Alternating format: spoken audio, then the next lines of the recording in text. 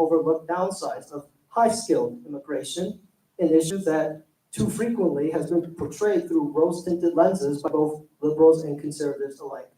After this presentation, we'll open the floor to questions from the audience. Thank you all for being here tonight, and without further ado, please join me in welcoming our speaker, Dr. Jason Richwine.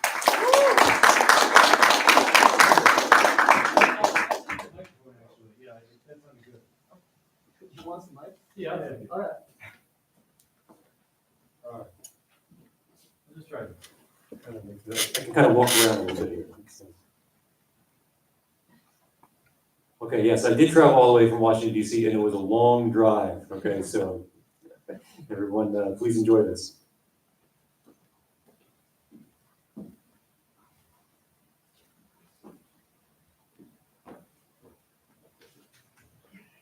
All right, so I can do that, I guess. Yeah. Okay.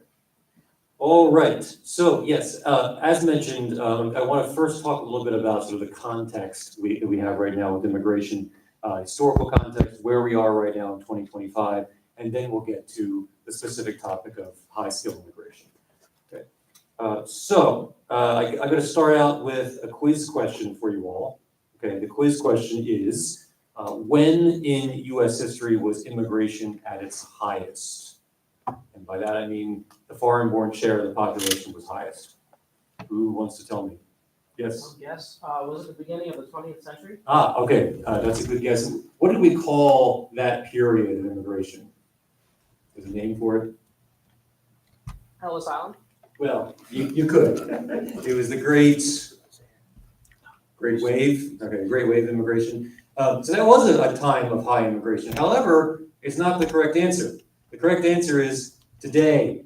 Okay, today is the highest level of immigration we've ever had in American history. All right. So you can see there on the left-hand side, so that green line is the foreign-born share of the population. It goes all the way back to 1850, measured in each census, as far back as the census was asking that question. And you can see that it rose very high to that Great Wave period, just as you said, in the late 1800s and early 1900s. The high points back then were about 14.8% and 14.7%. All right, then it began to decline. So you see that the 1920 number is lower than the 1910 number. Why is that? Okay, but even before that, why is the 1920 number lower? Yes. Yes, exactly. Okay, so immigration, wasn't much immigration at all during World War I. It picked back up again after World War I, and at that point, there was a fairly strong national consensus that immigration was too high, and so there were two pieces of legislation passed in 1921 and 1924, 24 being the more important one, which dramatically lowered immigration. And at that point, you saw the foreign-born share decline all the way down to less than 5% in 1970, at which point it began to climb again. Why did it climb? Yes. The 1965. Okay, so the primary reason is the 1965 Act, which repealed the 1924 Act and also modified the 52 Act and opened the door to more immigration. It was not just the 65 Act, though. There were other provisions related to refugees and, of course, illegal immigration also becomes a major issue in the late 70s and early 80s. So immigration continues to go up and up and up, but notice what happens from 2020 to 2025. Notice how steep that slope is on the green line, right? From 13.7 to 15.8%. Right? This was unprecedented. This is the Biden administration's immigration policy, unprecedented and very hard to predict. So the Census Bureau in 2023, not too long ago, right? In 2023 had said, put out these population projections. And in those projections from 2023, they predicted that the U.S. would hit 15.8% in the year 2042. All right, so obviously we hit that in 2025. All right, now this is further evidence that the Census Bureau had trouble handling the immense amount of immigration that occurred under the Biden administration. This is net international migration by year. And the blue bar is the original estimates the census comes up with each year. And the green bars are what they had to add because of revisions. Usually the revisions are small. But in the case of 2023, 2022 through 2024, well, through 2023, they were huge, okay? And you can see that the Biden years are just gigantic compared to everything else. In fact, 2024 by itself is more than double the number in any year in this century and maybe in American history. Why is this happening? Why did it happen? Well, there are some policy reasons, as much as the Biden administration and its defenders will try to pretend they're not policy reasons, they are. Okay, one of them is catch and release at the border. So you catch someone trying to cross the border illegally, instead of sending them back, you say, here's an appointment time, show up here for a hearing. In the meantime, have fun in the United States. All right. How many of you have heard of the CBP1 app? You heard of this? Yes? Yes, what is it? I know you have to wait in the queue and it's very difficult to get an appointment. And I know I saw the news this past week. I have race on like getting concert tickets and it's very difficult to get. Most of the time they don't get them. That's the way Well, I mean, one of the reasons it's so difficult to get an appointment is that when they created this app, right? The idea was to try to slow down the what's coming to the border by allowing people actually to schedule their illegal immigration, right? And so you just set a time, say, I don't have a visa, but I want to come in anyway, and you get the app and you figure it out. It was meant to actually streamline this illegal immigration system. The Biden administration did not twist Mexico's arm nearly enough in terms of trying to get Mexico to prevent migrants from coming there in the first place. And there was virtually no interior enforcement. Sometimes you'll see claims that there was a lot of deportations because they happened right along the border. But in terms of ICE actually going into the interior, deep interior of the United States, finding illegal immigrants, it barely happened at all under Biden. And yet we were told this was inevitable. All right, so this is a New York Times op-ed. Notice the date, November 3rd, 2023. Biden can't stop immigration. It's time to embrace it. And that's exactly the thought that a lot of people had. It was that this is like the weather. Immigration just happens without any policy choice that's going on. But as I said, of course, it is a choice. The excuses offered were things like seasonality. That was the first excuse that was offered. That when there was that first rush to the border when Biden was elected, the administration said, well, there's always a lot of immigration around this time of year. When it continued, they started saying, well, this is actually resumption of prior trends, because COVID had stopped a lot of immigration that otherwise would have happened. And when even that was exceeded, then they started talking about push factors. They said, well, Venezuela, there's instability there politically. Haiti is poor. We can't help the fact that these factors are pushing people toward the border. And after that, they started talking about the failure of amnesty legislation in 2013. And that was a piece of legislation that I worked to oppose way back then. Then they passed another bill, or tried to pass a bill called the Langford-Schumer bill, which actually would have codified a lot of the administration's policies, but they billed it as somehow necessary to control the border. In fact, it was not necessary to control the border, and we know that because we can just look at the data under the second Trump term. So you can see here from January of 2021 through January 2025, the blue line represents the Biden term, the black line represents what has already happened really just over the first 6 months or so of the Trump term. So you had unprecedented growth in the foreign-born population during Biden's time, and now we have unprecedented declines in the foreign-born population.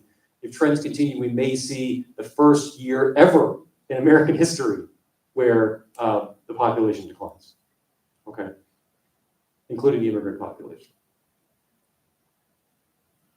We think that decline that we've seen during this year, 2025, is mostly due to illegal immigrants. This is the net change in illegal immigration. Remember that illegal immigration is a constant churn, right? There's constantly people coming in and coming out. And it's the net effect that we're interested in. So we're seeing more people leaving than coming in. Or some are dying, of course, there's natural mortality among illegal immigrants, just like everyone else.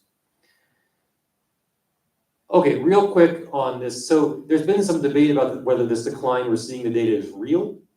We think it is. So the data set we use is the current population survey, and multiple months of data show that happening. It's not just one anomalous month, it's many months showing it. The CBS picked up massive growth under Biden, so it's not surprising then where it's also picking up the decline under Trump.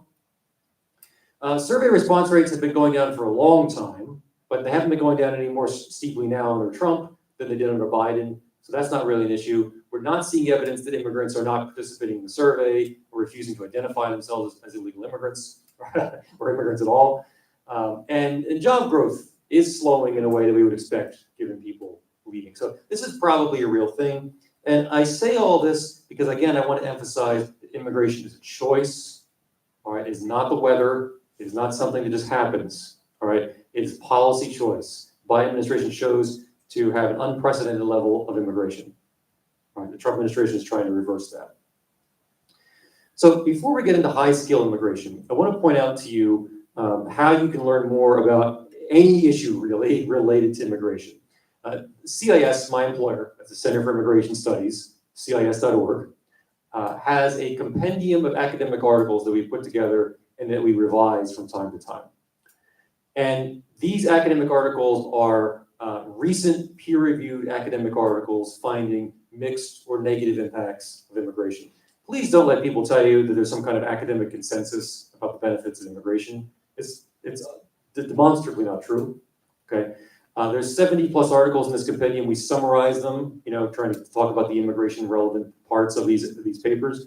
And that's the table of contents. So anything you want to read about, you want to read about technological change, you want to read about the impact of immigration on fertility, on schools, on labor markets, all that is there. Again, just go to CIS.org, search for a compendium of academic articles. I think it's a very good resource. Because I can't talk about it all tonight. All right, so now let's talk about high-skill immigration. So what I like to say a lot of times is that immigration is like any other issue in that there are trade-offs. There's some positive impacts of immigration, and there are some negative impacts. And it's really up to our values, whatever our political preferences are, as to how we weigh those things up and decide what kind of immigration policy we want to have. Unfortunately, sometimes the other side will try to act as if there are no downsides. And I think, again, disproven by the sheer amount of academic work showing the downsides. So I think we're all familiar with high-skill upsides. Someone who comes in on a high-skill visa is going to be someone who probably makes above average wages. Probably that's going to be a positive fiscal impact. Perhaps is innovative, okay? We'll get to some reasons why that may not be true, but innovations certainly are beneficial to the country. And then in terms of personal problems, most people with high skill visas, high levels of education, they're not going to be committing crimes, they're going to be working, they're probably not on welfare. So the downsides. I put 2 red arrows there at the bottom because those are the 2 that I'm going to discuss in more detail. Okay, but I'll just go through some of these others fairly quickly. Middle class wage and employment competition. So again, high-skilled workers, high-skilled immigrants, they're not all Einsteins, right? A lot of them are taking sort of basic college-educated jobs, programming jobs in the tech sector and the like, and that's leading to a lot of labor market competition for American natives. Many of you are probably familiar with the story about Disney. I don't know if you remember this, where Disney hired H-1Bs to replace American-born workers, and as a condition of their severance, or if they wanted severance pay, they had to train their replacements. So basically it said, you've lost your job, if you want any severance pay, you have to train these replacements who are going to do your job cheaper because we brought them from abroad. So you can see that kind of competition could be bad for the middle class because, again, a lot of these high-skilled jobs are really middle-class jobs. Possible redundancy due to AI is a really interesting one. It's kind of a cutting-edge research area. So the preliminary research suggests that it's the kind of jobs, well, kind of like the jobs that I have, that would be, in danger of having AI replace it. It's people who analyze data. It's people who have sort of like an expert opinion that they apply to some input. Like reading an MRI, for example. It could be easily the case that a computer might be able to read an MRI and make a diagnosis better than a human being. And so if AI indeed turns out to replace a lot of workers in the US rather than complement them, then we could end up taking in a lot of high-skill immigrants whose skills are suddenly not so valuable to us anymore.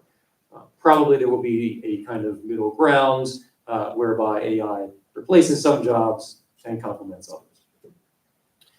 National security concerns. Remember that a lot of these jobs, or a lot of the workers from abroad who come into these jobs, are sensitive jobs, sensitive locations, a lot of university jobs that are happening here, and they sometimes have access to secrets. And a lot of the people who are either on student visas or on H-1Bs and the like come from countries that are not entirely on good terms with the United States.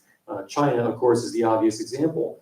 I don't know if you had heard it, it was just this year, I think, where a Chinese postdoc student at the University of Michigan, not student, I guess, postdoctoral researcher at the University of Michigan, had been caught smuggling some kind of fungus into the United States that could kill wide swaths of crops.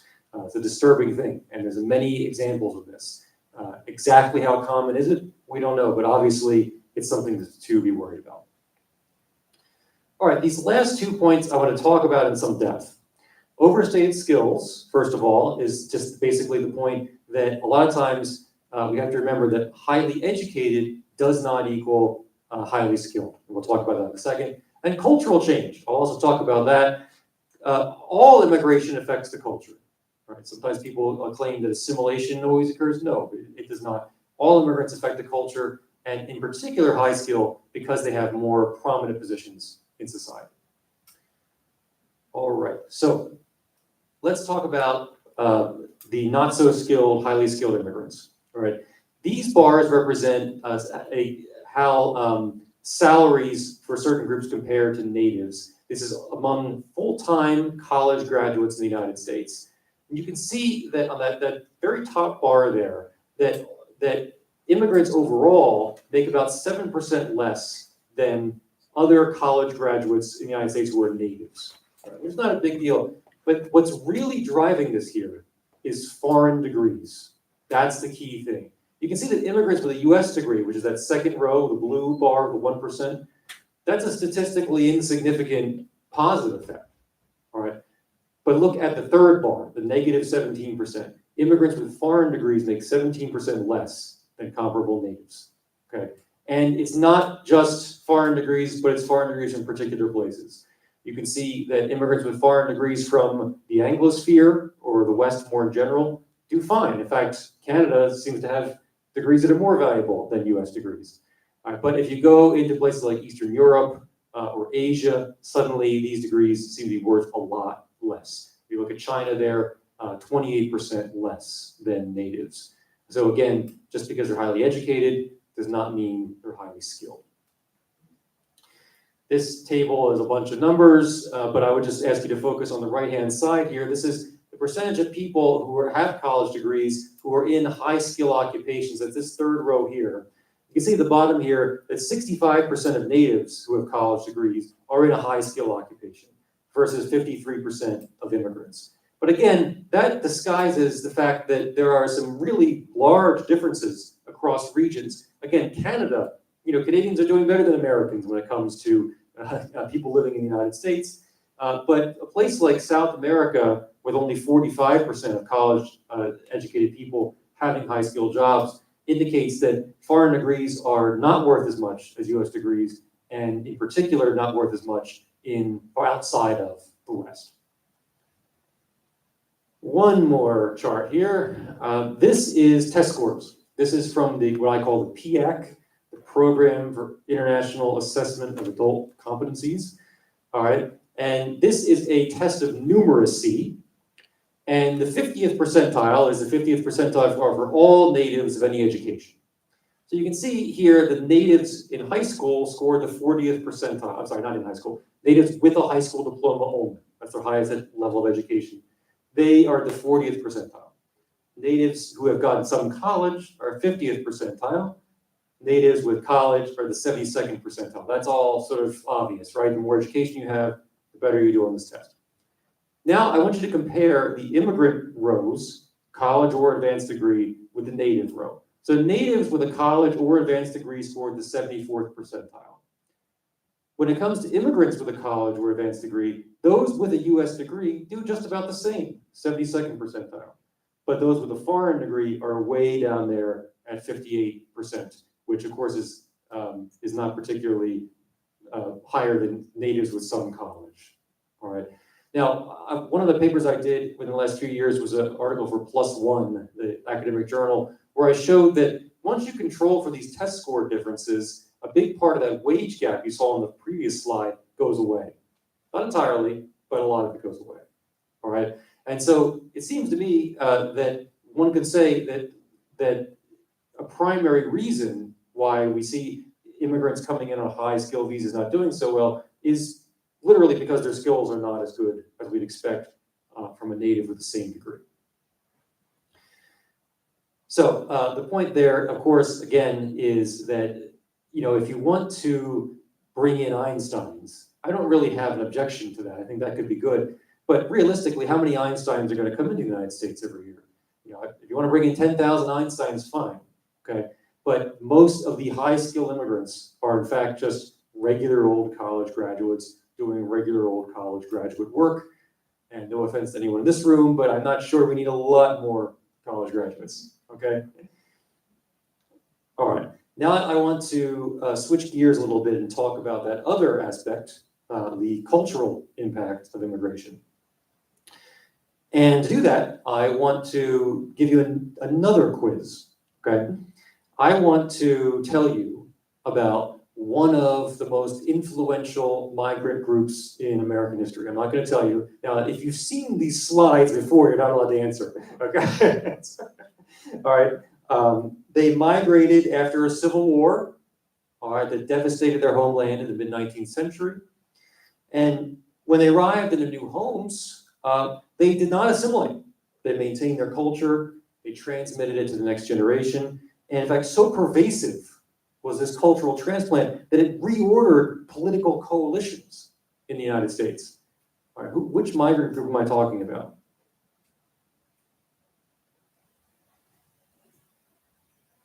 Nobody? Yes. Is it China? No, it's a little bit of a trick question. Yes. African Americans? You're getting closer. Yep. Irish? No. Oh, yeah. Amish? No. Native American? No. Yep. Is it the English? I think we're going to cover every group here. Closest with African Americans. No, I'm actually talking about white Southerners after the Civil War. The trick was, this is a domestic migration. I didn't say immigrant, I said migrant. Okay. It's actually the case, but everybody knows about the great, the great migration of blacks out of the South after the Civil War. But in numeric terms, there are actually more whites who left the South than blacks. And when whites left the South, they went to other areas of the country. There's a great paper in the Quarterly Journal of Economics recently that looked at how you could measure the cultural impact of these white Southern migrants many decades in the future. So they looked at, I think it was 1940, the percentage of white Southern migrants who had moved to these non-Southern locations, all right? And they correlated that with the culture of those counties today. And what they found was the more white Southerners in 1940 migrants, again, because this is outside the South, the more there were, so this is the fun part. So white Southerners are the one group we're allowed to have stereotypes about, right? Okay, so there was more evangelical churches. There was more opposition to abortion. There was more support for Donald Trump. They even looked into the question of, do people prefer fried chicken or pizza? Okay, and they found, lo and behold, more fried chicken being preferred in the counties that had had more white Southern migration 100 years ago. Okay. Okay, so why do we care about this? What's my point? Okay, well, this is my point.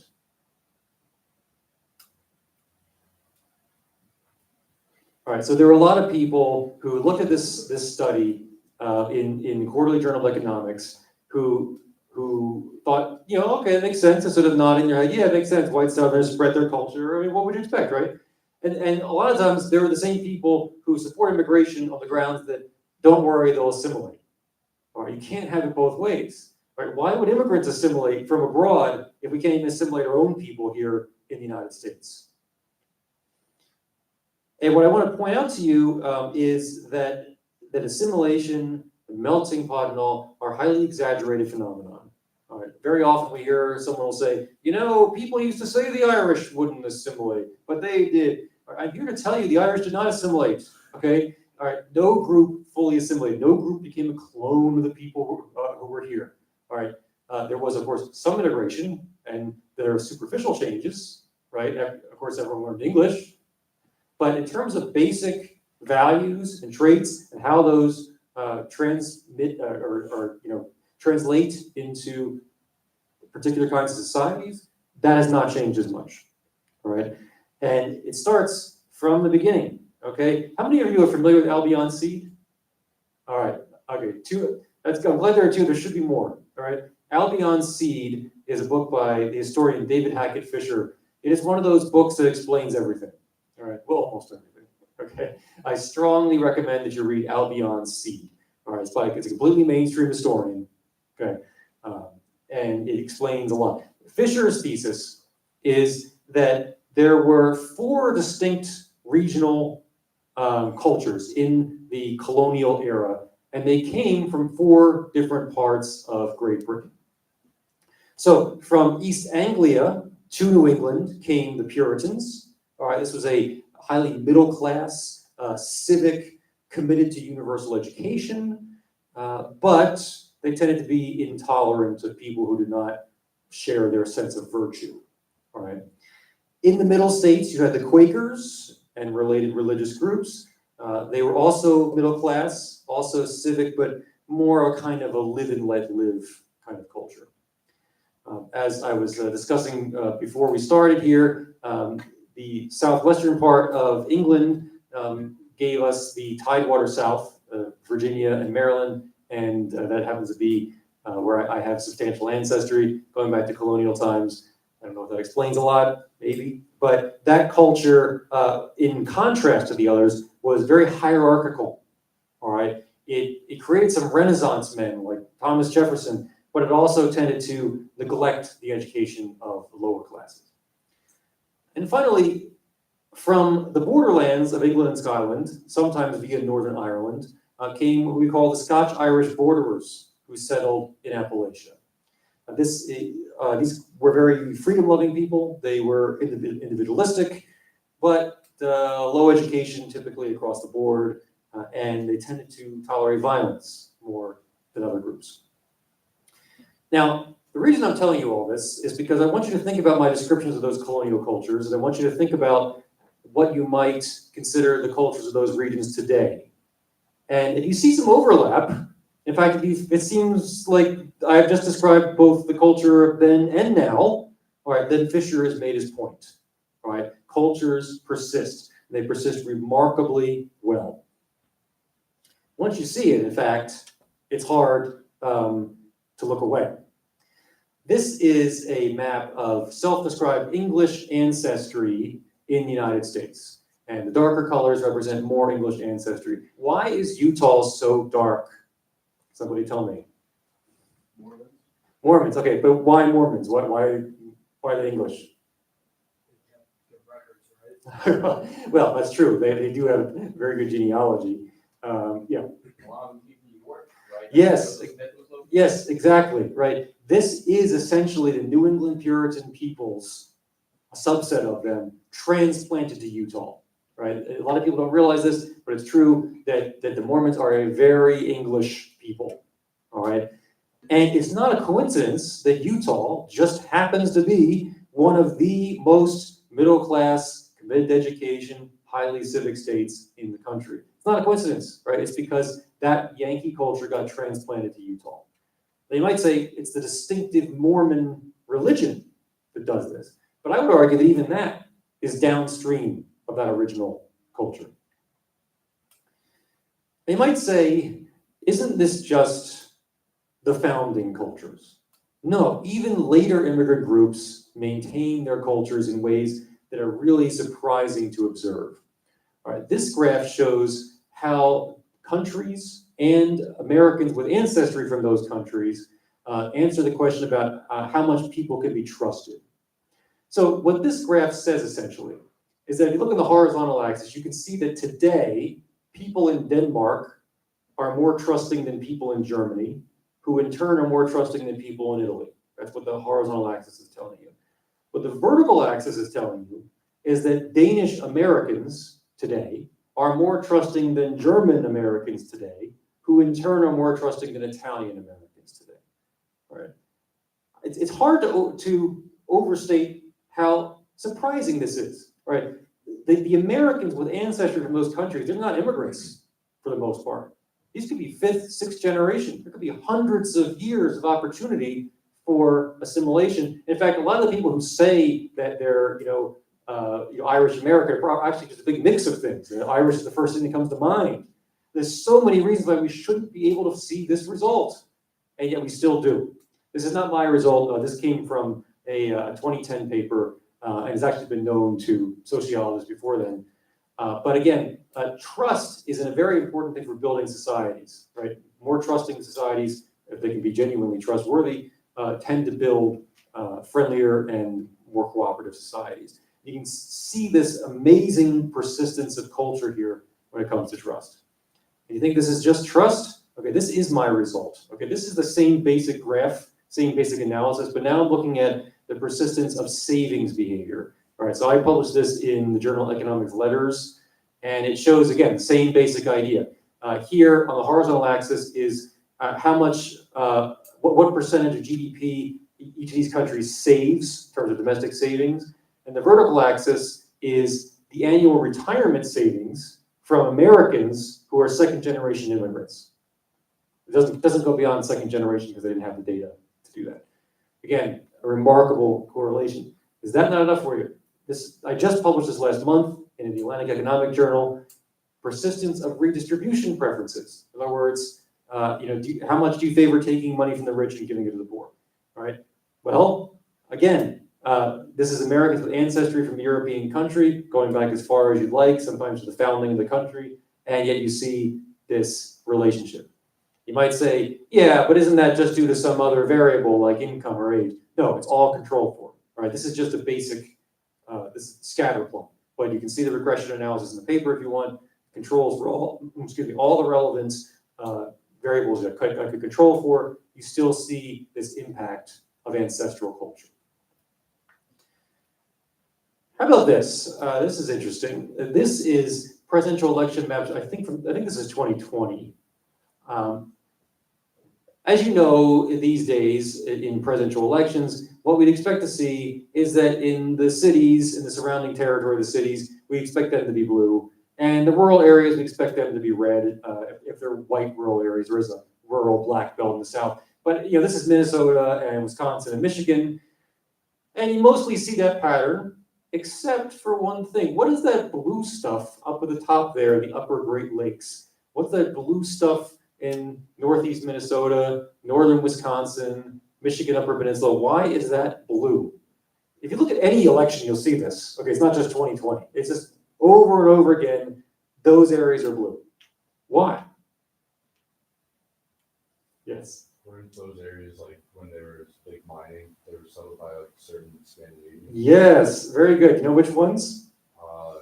Danes? No, Finns. That's right. So one scholar has described Finns as the most radical ethnic group in the United States during the period about 1900 to 1930. All right, very, very politically left group. They came primarily from urban areas in Finland, and they did a lot of labor union organizing related to the mining you mentioned in that area. All right, and surely that initial political ideology they brought with them, that just kind of disappeared, right? Because they were assimilated. No, all right. It made what seems like an almost permanent imprint in the northern Great Lakes area. It's just blue year after year after year, and it's owed a lot to the culture of the Finns who brought it there. Okay, why am I talking about this? Why do we care about cultural change? All right, I'm going to give you two quotes. Okay, one's from Garrett Jones. Garrett Jones is an economist at George Mason University. He wrote a great book called The Culture Transplant that kind of inspired me to do some of my own work in that area. He says people have moved around the world, they've tended to carry much, often most of their economic heritage with them. Migrants make the places they move to a lot like the places they left. So Jones is talking about the economy, and his point is that prosperity doesn't just fall out of the sky, right? It's not just that, randomly some countries get to be rich and some get to be poor. No, the reason the United States is prosperous, the reason the West is prosperous, is because it's built on institutions that are supported by the culture of the people.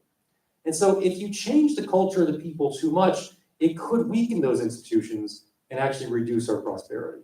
That's the point that Jones makes. Now, on a more individual level, Robert Putnam is talking about social capital, which are these norms of trust and reciprocity that make communities function well. And he says where levels of social capital are higher, children grow up healthier, safer, and better educated, people live longer, happier lives, and democracy and the economy work better. And what Putnam famously found was that social capital is highest in the homogeneous communities. That when you have high levels of immigration, high levels of ethnic diversity, then social capital starts to go down. And so, again, that's another reason why we should be wary of cultural change. People like to feel like they're part of a community. People like to be, in an area and in the parts of their lives where they're working with others, trusting others, and not, sort of hiding out in their homes, not engaged in the community. So that's why I think cultural change is important.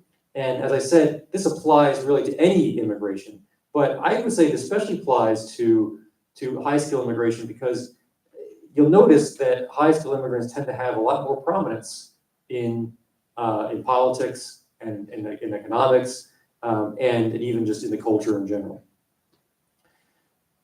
I will say, sort of on a related matter, that when Trump won the first time, there was a lot of talk about why it might have happened. And part of that answer is that there was an increasing disconnect between elites in America and the sort of average Joe. And I think that explanation has been accepted by, I think, a wide range of people on both the left and the right, that there is this disconnect and that it's a problem. And yet, it's amazing to me that people can acknowledge that fact and then not notice that bringing in lots of high-skilled immigrants, people from abroad to work in some of the most prominent sectors and of the most exciting technology sectors and all, is going to further drive a wedge between people who are seen as elites and people who are seen as average folks. And again, that's a real problem. And it's difficult to quantify, it's true, but just because we can't quantify it well doesn't mean we shouldn't talk about it. I think sometimes that's what happens. All right, well, that is it for what I have, but I'm certainly happy to.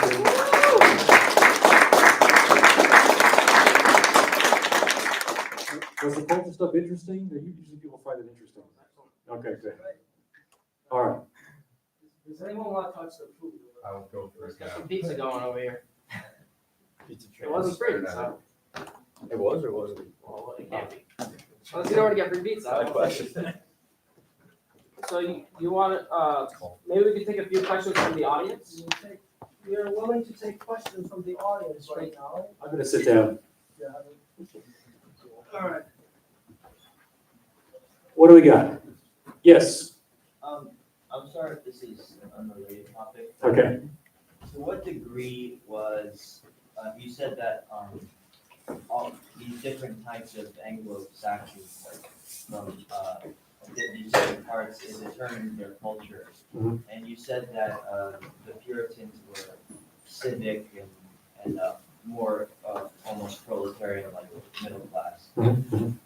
To what degree, why did the Transcendentalist movement, you think, and like the Romantics, because that seems rather elitist, like something you find from the Cavaliers. Why did that come out of the Yankees? Well, I think the Transcendental movement is very Puritan in nature. It's so with Puritans, you have to understand that they're always looking for their original slogan, right? City upon a hill, right? That's what they always envision. They want to create that utopia. They want to create that perfect place. And part of the reason they're so civic is because they really are concerned about what their neighbors are thinking too. In much opposition to the Scotch Irish, who are just like, leave me alone. I don't care what you're so irritating and self-righteous. Anyway, transcendentalism, that whole mid-19th century movement, and with the sort of back to nature, and sort of understanding our spirits better and all, is, I think, just a classic attempt by people who are trying to build that greater community and sort of understand where their community fits into the world. I always seen it as very, very Puritan in nature. I guess I would also be careful in describing Puritans as proletariat. I don't think that's quite right. I think middle class is not the same thing. And what you had happen is there was a development of some rather elite people in that region. I'm trying to think, and particularly in relation to the church there, which quickly became, I guess it was Unitarian by the time of transcendentalism. And the interesting thing about Puritans is that they initially saw their vision as being fundamentally religious. And they saw their calling as to sort of create God's city on earth. And they kept wanting to improve and improve and improve. And eventually, the religion kind of got cast aside. Eventually, it was only sort of a side argument. And then I think a lot of them realized that they didn't really need that in order to still pursue their kind of, utopia, if you want to call it that. And so the Puritans, whose very name sounds very rigid and religious, now are known as being not very religious. But I think it actually fits, when you think about the whole timeline. Yeah. Yeah. Oh, I thought that was excellent. You don't usually get to see stuff like this, especially at university, but you in your map of England, referring to the immigration from that place, or I guess you could call it colonialism, whatever you want to call it. You showed a part of England, I believe it was the Central Midlands region, what was blue, correct? I think so. Which was in Pennsylvania in the Midwest. Are you familiar with, because we talked about the Puritans, what kind of culture did the British people coming from the Central Midlands hold in Pennsylvania and in the Midwest? So what Fisher talks about is, again, like the link between the cultures of Britain and the United States. It's a special kind of culture, though, that was seeded in Pennsylvania, Philadelphia area. It's the Quaker culture, right? Quakers were unusual. They had sort of their main center in that Midlands area, but it was as much a philosophy as anything else. And they attracted also probably the area of most non-English. And so there are a number of Germans that they call them pietists who also shared similar religious views who were attracted to that area too. They're a very unique culture. In fact, I think if you read Fisher, you find yourself thinking that Quakers sound as so much like a modern people, so much more than any other group. But I think probably by the standards of their day, they could be kind of like hippies. That's probably the way like the Cavaliers saw them. They're surprising amount of gender equality, for example, that you wouldn't see anywhere else, including in New England. So again, Albion C, very strongly recommended to read it. It's just a terrific book.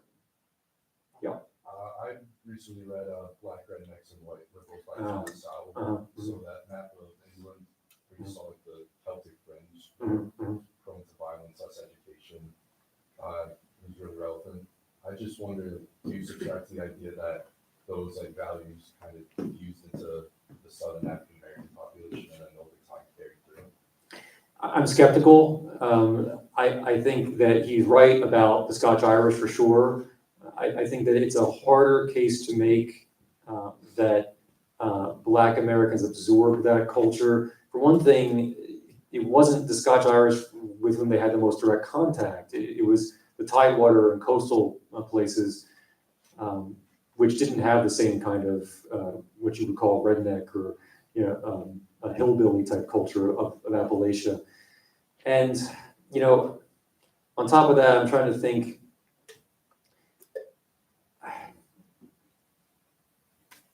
I think that the Black American culture is surprisingly homogeneous by region in a way that I don't think you could use to, find evidence that they were seeded by the Scotch-Irish. But it's been a long time since I've read that thesis. Yeah.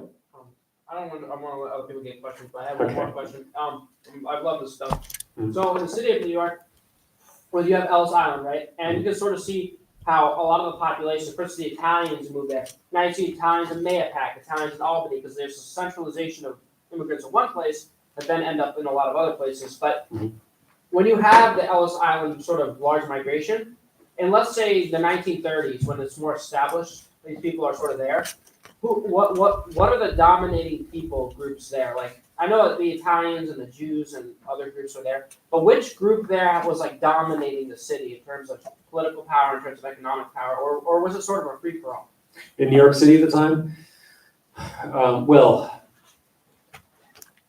I can tell, I mean, I'm not an expert in New York City, but I know certainly that the first, what I would consider to be truly immigrant group in the United States were the Irish Catholics. And the reason I say that is most migrants before that time had been what I would call settlers or pioneers, right? They're coming and establishing a new place. Whereas Irish Catholic immigration was predominantly to already established cities, urban areas.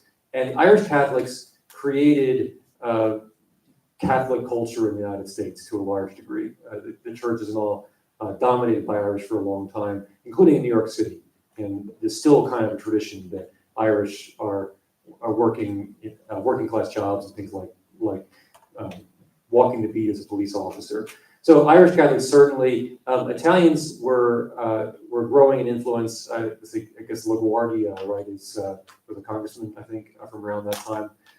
I'm trying to think of what else there would be. I mean, and of course, Jews were establishing themselves, not necessarily in huge numbers, although concentrated, but with their high levels of education, they had a lot of disproportionate influence over the culture and universities and the like. New York, of course, was originally founded by, you tell me, the Dutch. Yeah, the Dutch.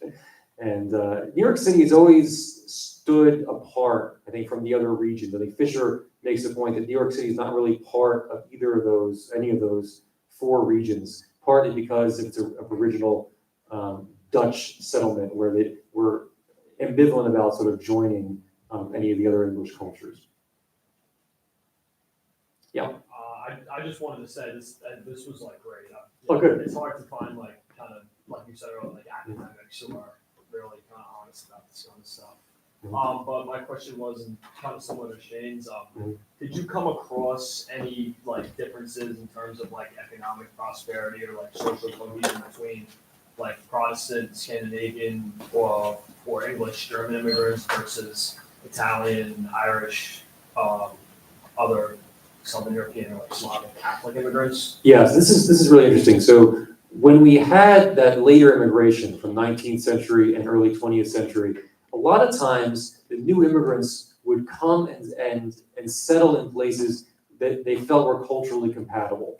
So the groups that got along really well were the Yankees, who had spread out across the northern part of the United States to places like Michigan. And when Scandinavians arrived, they wanted to live in the same place, partly because sort of like the latitude worked well for them, but also partly because they felt so culturally welcome in a place that was so similar to them in terms of their high levels of education and civic commitment and the like. And you can see that in the data. So that's why so many Swedes and Norwegians and the like were in that area. And the Germans are interesting in that the German Protestants tended to want to live with the Yankees. They felt like that was more compatible. German Catholics were a little more wary of that. They felt like the Puritans were a little too preachy, especially as it relates to alcohol, which became an issue later on. So German Catholics would like to live either with the Quaker-derived or even the Scotch-Irish. And then other groups, Catholics from lower in Europe, Southern Europe, were more likely to go to the Scotch-Irish areas. Remember, the Scotch-Irish and even the Quakers to some degree felt like the Puritans were self-righteous and irritating. Just please leave us alone, stop preaching to us. That was their view, right? Whereas the Puritans always felt like they are here to perfect society. We need to, in fact, actually, in any given time, there's always a subset of Puritans who argue the other Puritans aren't Puritan enough, right? I mean, you can see it go all the way through history, all the way up to the present day, right? So I think it was the New Haven colony, I think, was founded because, was it Roger Williams? I forget, but they founded that colony because they felt that Massachusetts Bay Colony was not Puritan enough, okay? If you read Henry Adams' biography, The Education of Henry Adams, he was the grandson, I think, of John Quincy Adams, the president.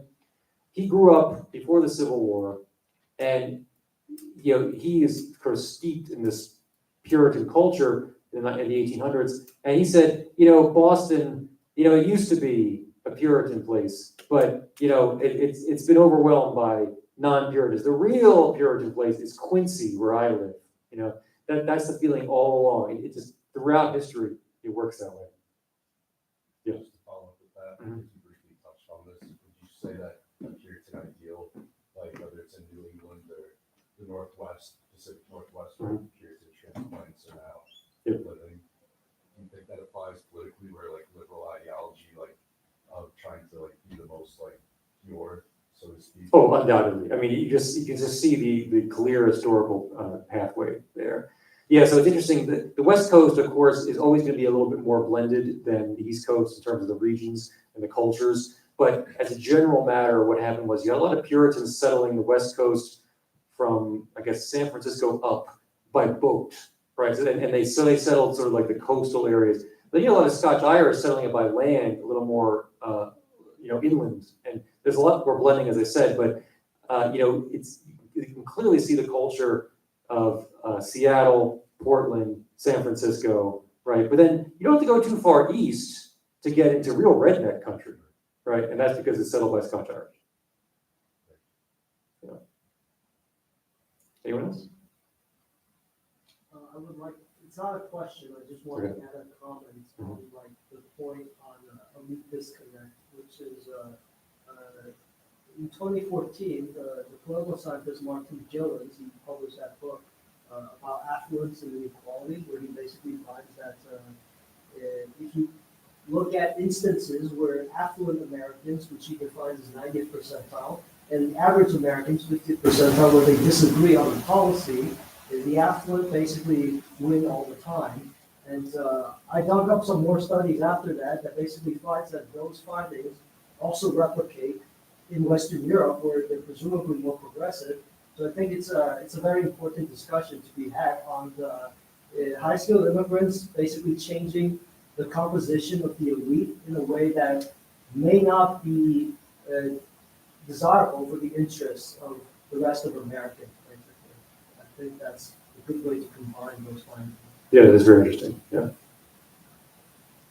All right. Yes. I guess it seems very deterministic if culture is not everything, but it's a super driving force, right? That based on how your ancestors were in England, perhaps, or in Germany, determining how you are today, it just seems very deterministic, and it seems to remove a bit of agency or choice. Is that true or not really? Well, I do think that it's what is the term the economists use? Deep roots, right? The deep roots of culture, the deep roots of our economic situation. I mean, I hesitate to comment on kind of like the free will implications of this. I always felt like that whole philosophical debate was difficult to even wrap my head around.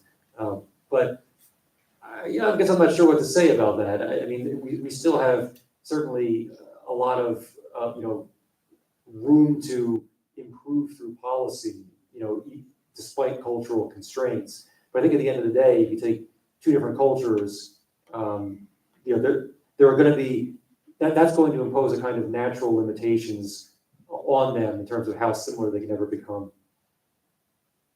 Yes.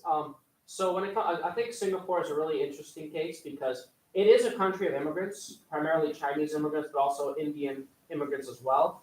But they've been able to maintain some level of social cohesion and stability. And they certainly have less, you could say, ethnic or immigrant tensions than America does today, which seems to have that pervasive problem a lot more. Do you think is that a consequence of us being a democracy? Is that a consequence of unrelenting mass migration since 1965 or earlier? Or what would you define as that tension being so pervasive or sight today? Well, I would hesitate to use Singapore as an example of, a well-functioning, multicultural country. I think of it as a primarily Chinese country. Garrett Jones has something he likes to say that China is the poorest majority Chinese country in the world. Okay? And I'm not sure whether his point is well taken or not. But because the fact that China, still has wide pockets of poverty, I think is telling. But the point is, what he's trying to say is that Chinese who emigrated did almost uniformly very well in the countries they went to. Singapore being an example. But in Singapore, to me, it's so suffused with Chinese culture that I'm not sure I would look at it as, a model for that. I think, the United States, I think in some ways, has been able to develop what some people call patriotic assimilation of past immigrants, in that it's not that they have adopted all the cultural traits and become clones by any means, but at least they see themselves as Americans. And that is a big deal, right? That speaks to a kind of social cohesion that we were successful in doing for a while, but that does seem to have fallen off. And whether it's because the immigrants are coming from increasingly exotic places, or whether we, have just sort of abandoned the whole idea of, trying to develop a sense of American identity, I'm not sure, but it definitely has been the wrong direction. Yeah.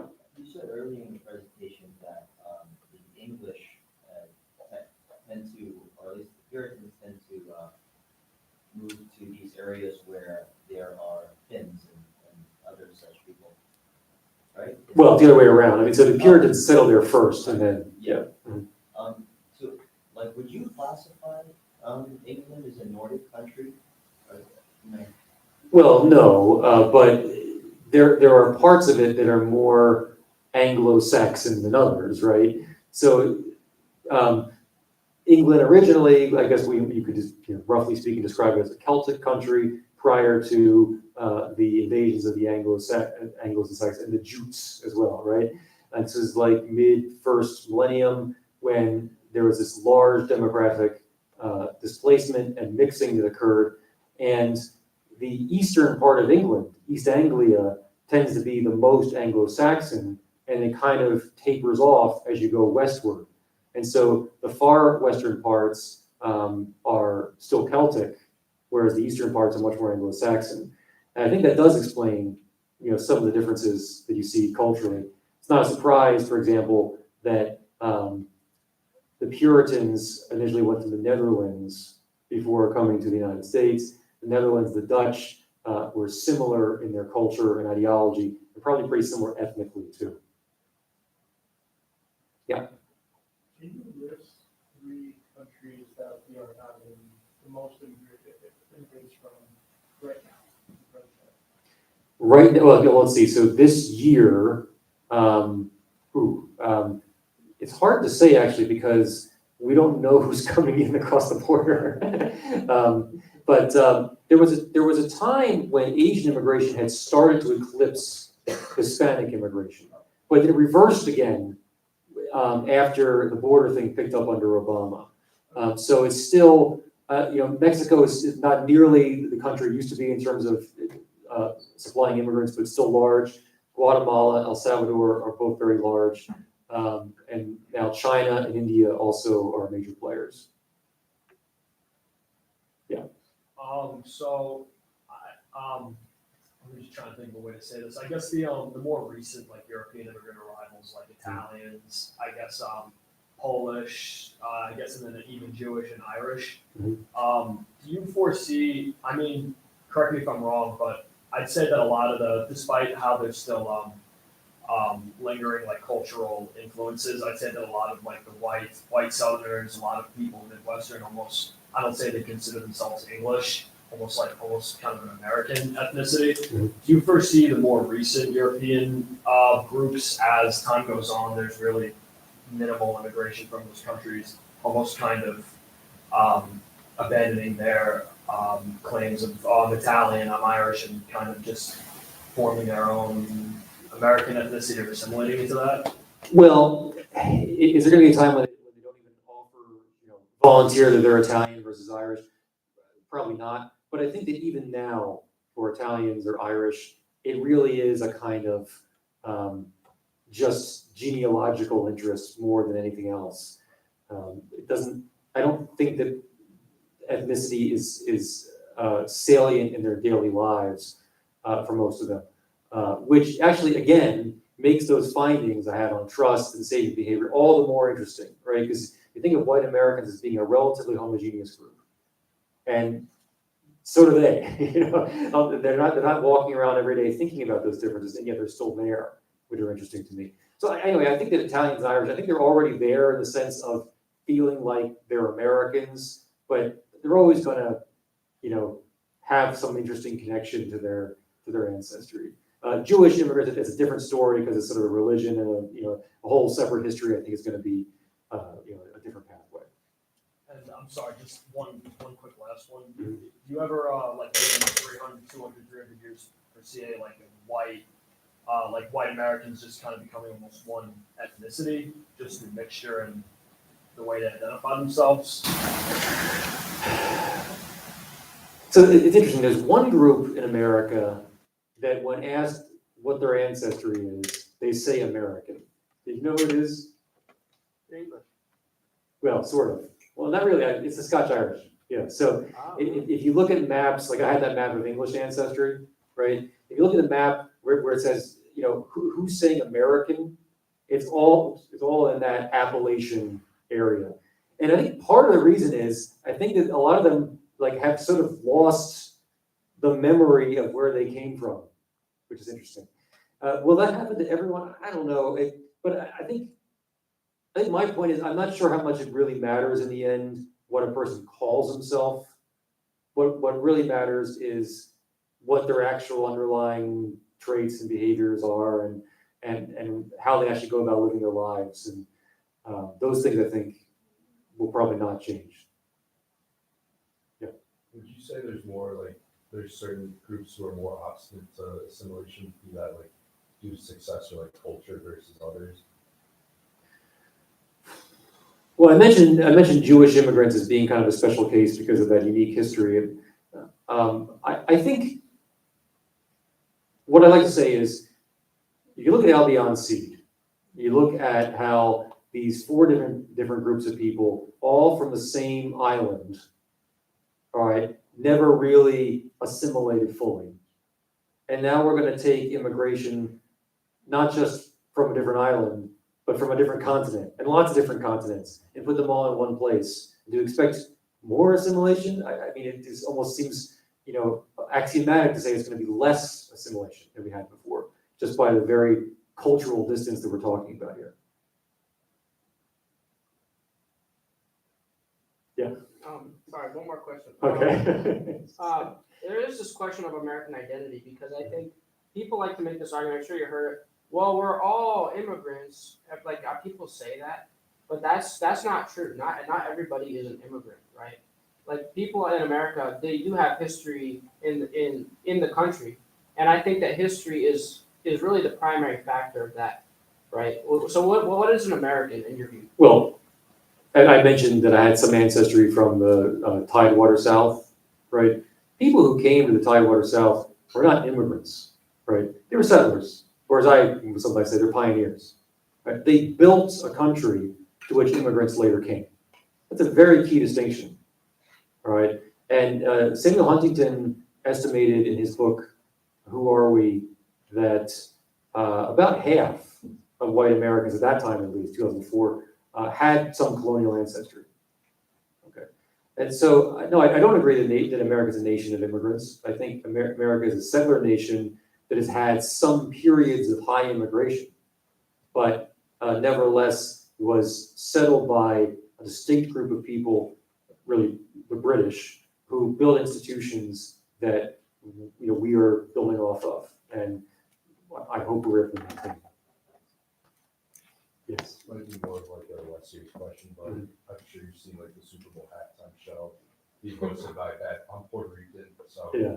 it's a Puerto Rican performer. Obviously, there's people who will justify it by saying, "Oh, Bad Bunny, Puerto Rico is technically American territory over it, but as someone who would say like it's kind of not cohesive to have a big cultural event in a completely different language that like 80% of Americans don't speak.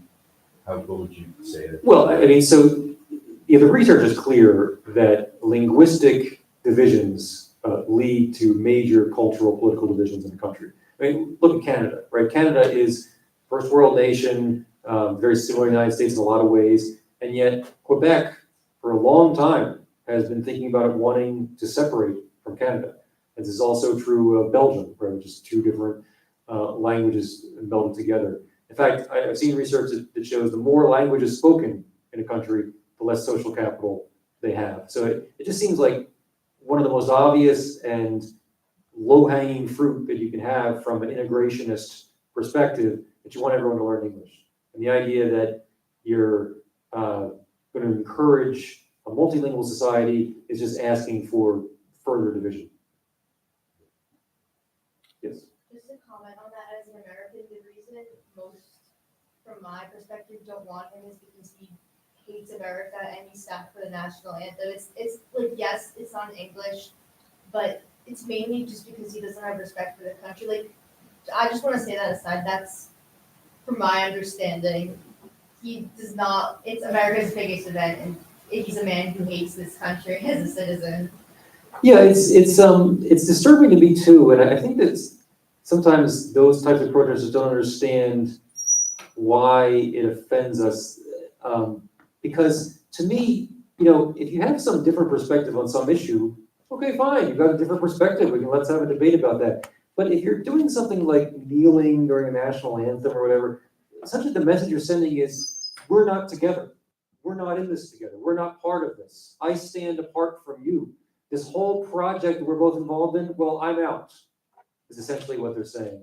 And that I think understandably is greeted by other people as being extremely divisive in a way it doesn't have to be. If he's got some problem with some policy, some aspect of our culture, let's have that debate. But don't say I'm not an American or I hate America. That's not gonna convince anyone.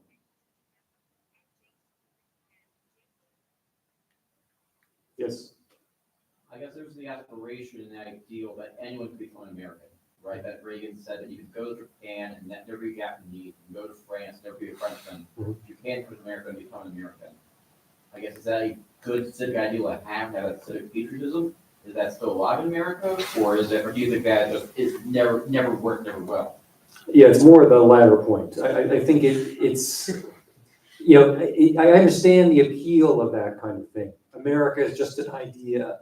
And it's interesting. I used to think that when people said that they really did think of America as being unique in that way. But now that there's lots of immigration to Europe, we're hearing the same thing now. Have you seen like the French president now say that anyone can be French as long as they accept French values? This is what they say now, right? And the same thing with Germany, right? It's like anyone can be German. What is German anyway? German, there's Bavarians and Prussians, but what's German? That's just a random amalgamation. It's the same arguments they make now about America. I mean, there's no doubt that lots of Americans have lots of different backgrounds. But again, to me, America is built on those British cultural foundations. Doesn't mean you have to be British, okay, to be an American.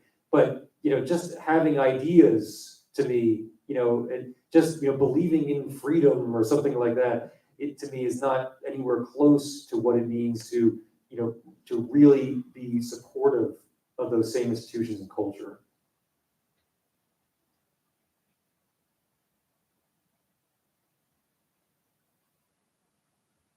All right, I think I finally silenced everyone. Okay.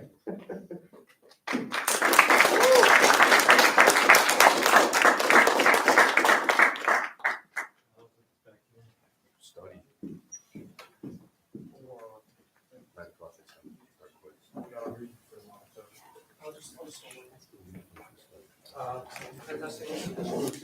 Hello? Oh, hi. Thank you guys all for coming. This was kind of last minute thing. We didn't think we'd actually get a speaker this semester, but I think that we've done a great job at challenging real issues and not just going along with the Republican establishment. Because let's be honest, we're never going to surrender to the Republican Party. We have our own values. We have our own beliefs. And so just one more time, guys, clap it up for Richwine.